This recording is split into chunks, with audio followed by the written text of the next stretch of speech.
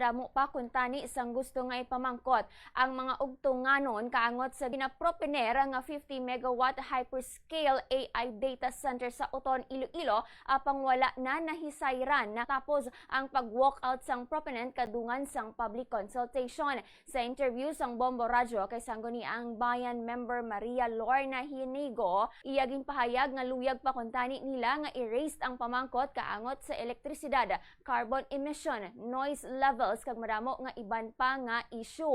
Natabo suno sa iya apisara nga tubig pa lang ang ginaistoryahan na akig na si Daniel Stefan Robertson kag nagwa sa venue. Suno sa iya do kaangay nga kagamay isang pananaw sang ila bangod sang amo nga batasan ni Robertson. Dugang sini gusto lang nila makahangop bangod buwas damlag nila ang nakataya kag nakahibalo sila nga kung mabutang na ini nga data center hindi na nila ini mabawi pa. Dugang sini hindi nila deserved ang ginpakita sa ila nga batasan ni Robertson bangod nakahibalo sila nga ang mga maalam ini kag hindi lang basta-basta nga magbaton kung wala nila nahangpan ang isa ka bagay.